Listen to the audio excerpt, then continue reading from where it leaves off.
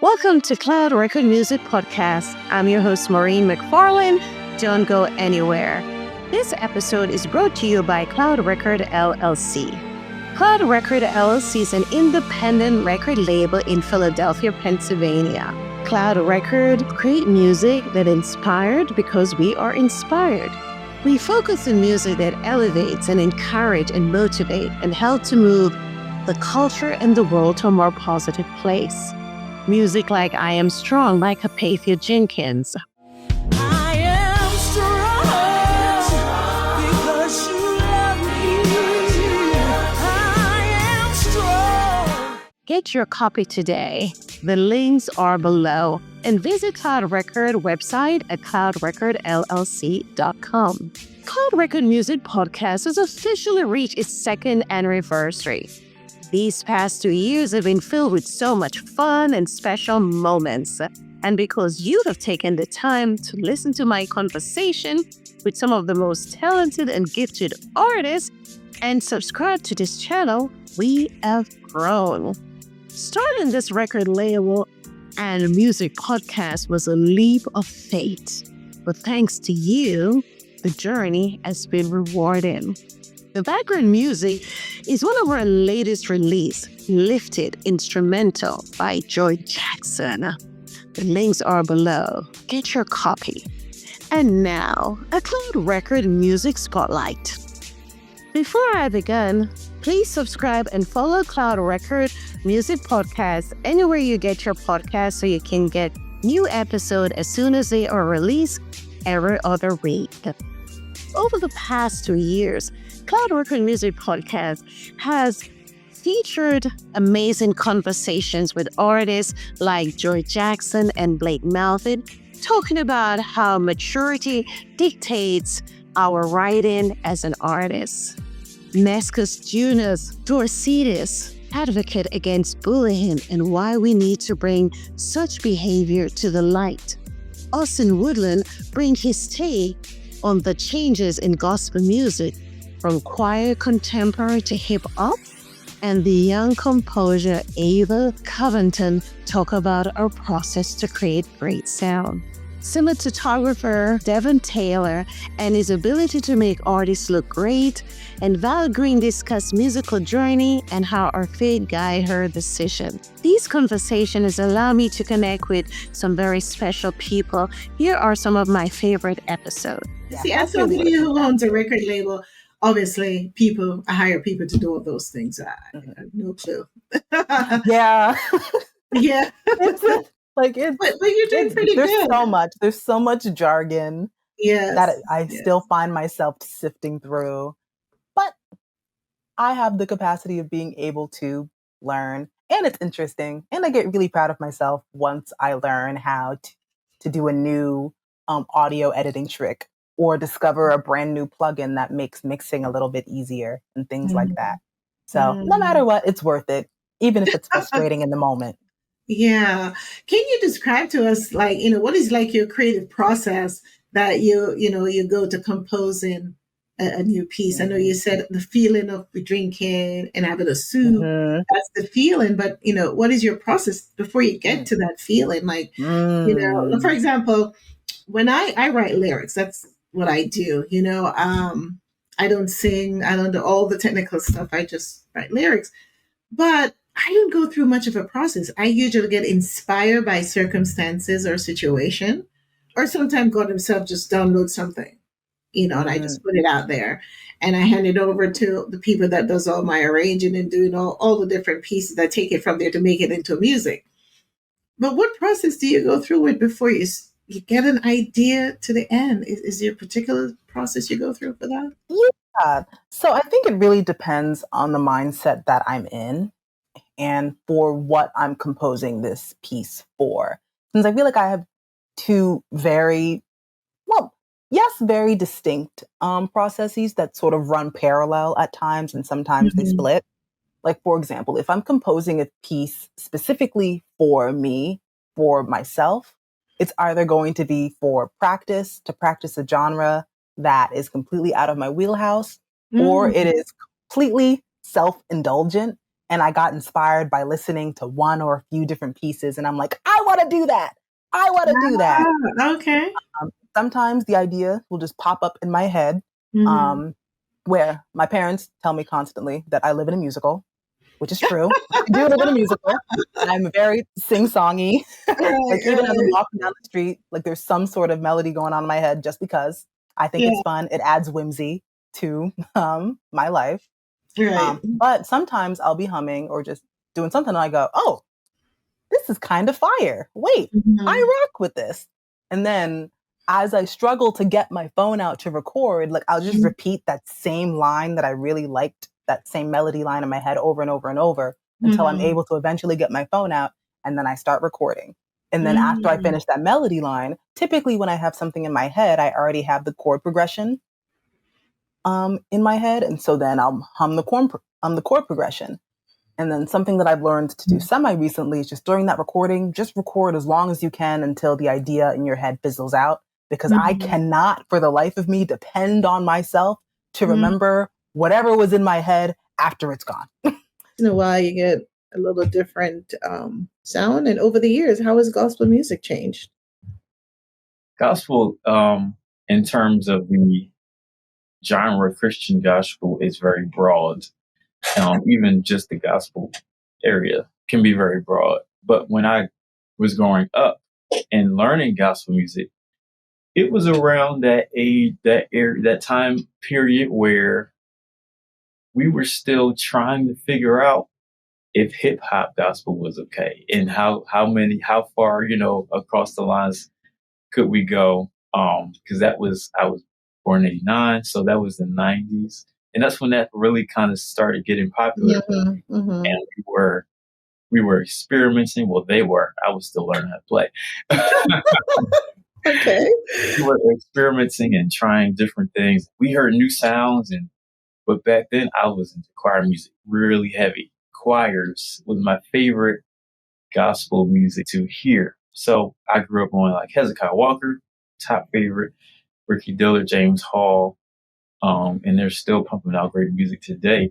Choir music has definitely become a little bit lesser in the forefront, and genres in gospel, like contemporary or urban gospel, have picked up and come to the limelight. Right. And so that's one way it has changed. We've gotten more electronic. We've gotten more digital.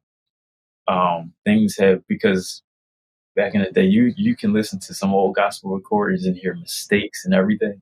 And today, it's like they didn't want to fix that. They didn't care back then. They probably could. The technology is way different in 20 years. Yes. So it's very, very different. It's much more digital and things have changed. But then you also have the evolution of Christian contemporary music. So I've had to learn to develop that sound into my style, very different from gospel. But we have taken Christian contemporary and made it fit into gospel in ways that work for African American churches and artists, and also they've kept the choir sound alive as well in a sense. And so it's just a blending of everything. And for me as a producer, trying to embody all those sounds and keep all of those sounds alive, stay relevant to whoever needs which one. I got you. Now, you're part of the younger generation, so this IT and all that, you just know how to do it. Was the adjustment difficult for you to make, to transition from the traditional choir sound to what you call hip hop and contemporary type of a sound in the gospel? For me, it was not difficult for me. I'm very technical. As a matter of fact, I was going to study engineering in school, and I did do some programming and things like that. So computers is like pretty straightforward for me. I don't have many issues with like technological changes. And you know what, then I misunderstand what bullying is too. I always feel that people that want to bully other people are really very weak. Yeah. And they get some kind of superpower from targeting who they may think is the weak. in order to empower themselves. Am I right about that? No, you are. You are right on that. And this is one of the things I do address in my session with you with students as well. And I always put that point in my presentation that bullying is not a sign of strength, it's actually a sign of weakness. Because oftentimes, I've been to many schools, I've been to many different audiences where people are experiencing bullying. I have never met a grade 1 student bullying a grade 6 student. I've never seen it. Mm, Because at the core, no one wants to bully somebody that is bigger or tougher than us or even superior mm, to us. We tend to bully people that are smaller or we believe are inferior to us.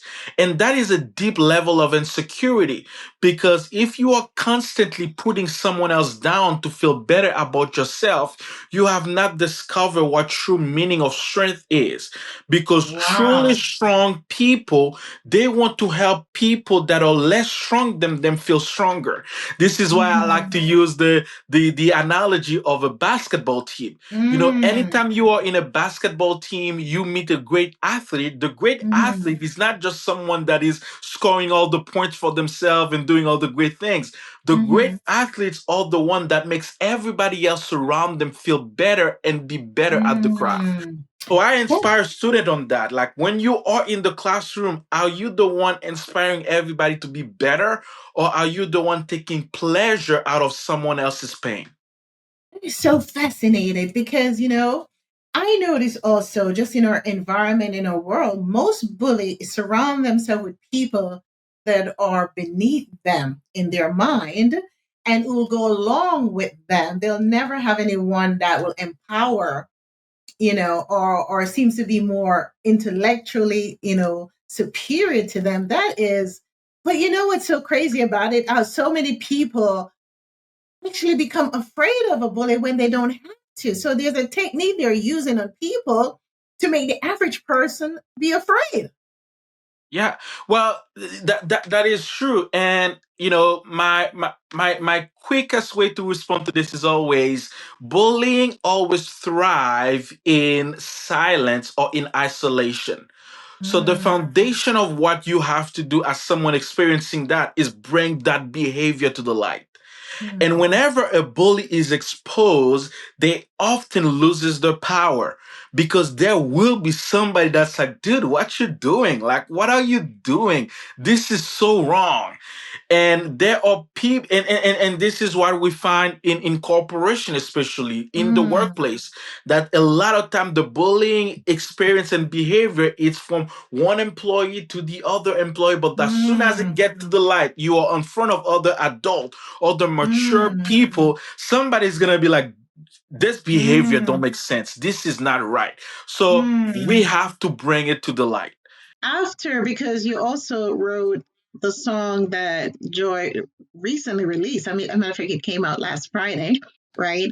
Lifted. Yes. So such an amazing, powerful song, great message as well that I think everyone can relate to, right? And now you have The Calm Before the Storm. And I've known and I've listened to many, many of the songs that you have put out by yourself or with other people with you. And these two, to me, are the best. They are best. So there's a level of maturity also in your storytelling because I think writing a song is kind of telling a story. And I think the way these stories have been told, for me, it's hard for me to see you going back to even the old ways of your story. So it is almost like a transformation of a person or maturity, and their storytelling is being reflected in that growth. Do you understand what I'm saying, Joy? Because I know the last time when I spoke to you, we were talking about how we change as we get older. So our style change. So this is how I'm seeing Blake is writing. And I think the only reason why you could embrace it and bring it out to the fullness is because it's also connected to your growth and maturity. Am I right on this? For sure. When I first started writing, me and Blake talked about this very briefly. Like when we first started writing, sometimes it's very easy to just, as a beginning writer, just kind of get a hook. Just something that people can catch on to, just something that'll get somebody into it and knock in their head. But when it comes to maturity in writing and those hits that we talked about, the ones that stay with you, that comes from lived experience. That is what makes music beautiful, because as you grow and as you change and as you live out those experiences and hopefully gain a little wisdom from it, it doesn't just become a hook and event, it becomes an experience. And that's why I think this particular song works so well together. I don't believe in coincidences. I don't believe in them at all. Right. When I say I'm a person of faith, I should be very clear. I am a follower of Jesus Christ. Jesus Christ is the head of my life. And what I mean by that, and I don't mean that in a trite or kind of idiomatic way. I mean that I work really hard to consult God in everything that I do. The Bible in the Old Testament talks about, following God and asking and making sure that what your steps are taking, that He will direct you if you ask. And so with that, because I know a lot of singers, I am I didn't say this, I am a trained opera singer. I know a lot of singers, and I'm grateful. And most of the singers I know are wonderful people. However, and I should say, I know that not every voice is right for the right thing, or not every spirit is right for the right thing, if you will. And so when you ask me if I knew someone, and you were saying this song reminds me of the prayer. I don't think it was an accident that just 2 weeks before that, I got a call from Father Jordan Casson, who's a rector in the Episcopal Church in Philadelphia, or Yaden, Pennsylvania, right outside of Philadelphia, asking me if I knew a tenor who could join me in singing the prayer. That's amazing. That is so amazing. Literally 2 weeks before. So amazing. Yeah. And I said, I think there's a guy I know. I think he could probably do it. Let me check and see if he's available. So Garrick and I had never sung like that before. We have been in ensembles. I've seen his work. When I was getting my master's degree at Temple University, he was getting a bachelor's degree, both of us in vocal performance. I'd heard him sing. I'd seen him do other things. I knew he was going into musical theater. But somebody said, call Garrick. So I got his number. I sent him a note. And interestingly, he was available because he does a lot of travel. He was available. It's like, wow. We only had one rehearsal 20 minutes before church started. And it was beautiful to sing. Oh my goodness. He is very gifted. He is very gifted, and he's a sweet spirit. And so when you called just 2 weeks later, or sent me a note 2 weeks later, I was like, remember I said to you, well, that's odd, because I just sung with this young man who I think could be too well. And then what I don't know if you know this, because, a lot of times you don't tell people stuff until it's over because you don't want to freak them out. Like nobody wants to freak them out doing the process. Right. But we never practiced until we got in person, until we got to the recording studio. Well, I knew it was, Val, I knew it was hard because we were also still in the COVID situation. We were still in the COVID. And I know there was one rehearsal via Zoom, right? Via Zoom. And right. So hard to do. It is hard to have a rehearsal via Zoom. You started, how late in life did you, you're a young man still, but. I started shooting when I was like 21. Yeah, I'm 33 now.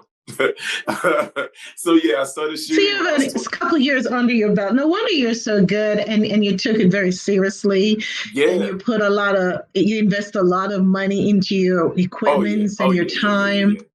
Definitely. And it must have meant for you to do, because not only you do such an excellent work, but you've met some incredible people along the way. Oh yeah. I was referred to you by our arranger and producer on our music, Austin Woodlin, and you would have never recommend you if you weren't that good. My guy, Austin. Yes, ma'am. Yes, ma'am. Yeah. So, and you also do stage production? Yes. Yeah. So I do a lot of set design for major artists, for tours. for shows, definitely from lighting to stage arranging, set design, color, and everything. Just like feel. I make artists feel great on stage. That's what I do. Make them look great on stage and make them feel and feel good. That's awesome. Yeah. And you have a great imagination because, like I said, he has worked on our video, Jesus Christ is Lord, but also you worked on a mutual friend of ours, Christine Mello, video, and she just rave about it. Yes. And now we come to the end of season 4. What a journey, 2 years. The reason why I'm here this far is because of all of you. So I'd like to encourage you to continue to support us by watching some of the episodes that you missed, or rewatch some of those that you already watched. But more importantly, watch the entire episode and leave your comments and like us and follow us and share us and continue to be a beacon to this community that I'm trying to grow. Also, go and visit Cloud Record website and learn more about the things that we're doing in Philadelphia with this record label, the new artists that we're bringing on each and every time. We're putting out new music, but those music, they need to get around the world, and they can only do that with your help. So I'm encouraging you to keep supporting us by downloading our music and, of course, watching this podcast. So I want to thank you again, because without you, we would not be here for 2 years, but we want the next 2 years to even be more successful than the past 2 years. So once again, thank you. Enjoy your summer, and I look forward to seeing you back in about 4 months when we come back from vacation. So enjoy your summer, everyone, and thank you for being part of Cloud Record Music Podcast and Cloud Record Music.